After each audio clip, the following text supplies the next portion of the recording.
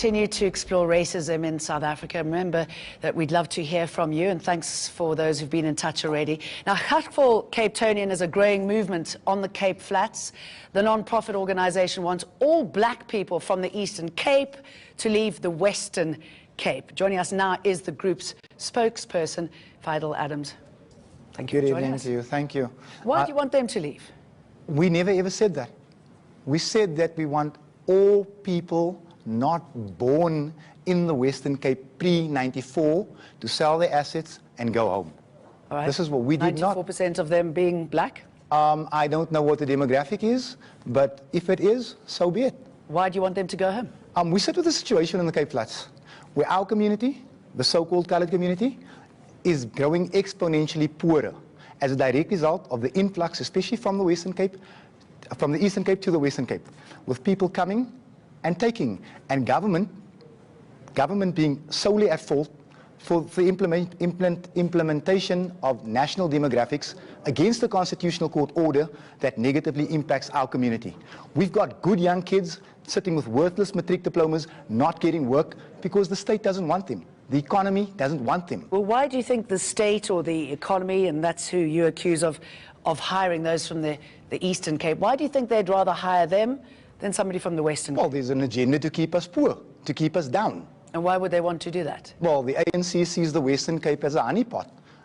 These poor black people are nothing but voting fodder to them. If the ANC was serious about poverty, they would have implemented a structure or some type of structure to lure business to the Eastern Cape. So poor people in the Eastern Cape can upgrade in the Eastern Cape, because we've got now a situation where you've got bad shelter in the Eastern Cape, coming down to Cape Town, you've got no shelter in Cape Town, and now you've got a protest. I mean, something's wrong. You said it's the poor black people coming over. Yes. So the poor black people who are a problem for you. Well, I wouldn't say that they're a problem for us. They're a strain on the infrastructure.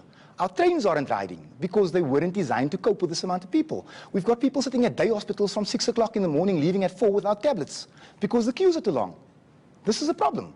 It impacts negatively upon, not just upon us, on everybody. Helen Zille said exactly the same thing. She said the refugees, the migrants from the Eastern Cape must stay away. So are you using her role book for your platform? I very, really agree with Helen Zille.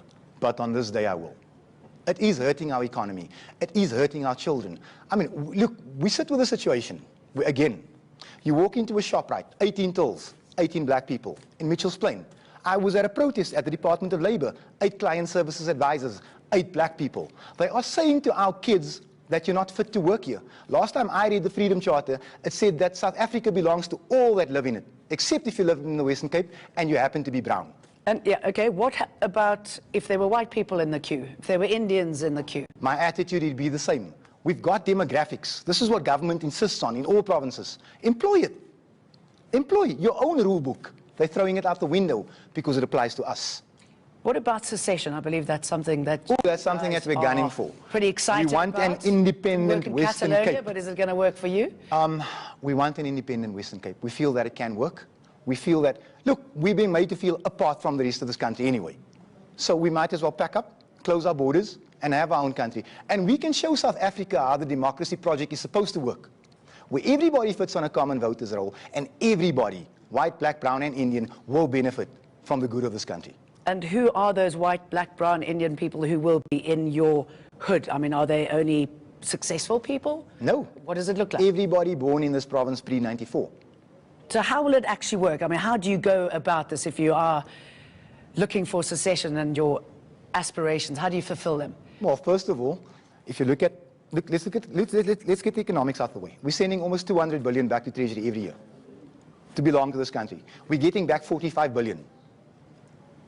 Out of that 45 billion, we've got to do the housing thing, we've got to do the structural thing, we've got to do the upgrades. If we have 200 billion, we can instantly uplift the standard of living of everyone in this province. There won't be a hungry person again. We've got the sea, we can do our fishing, we've got the arable land, we can farm, we've got the tourism industry. We'll turn Cape Town into the Monaco of Africa. And South Africa can watch how we do it.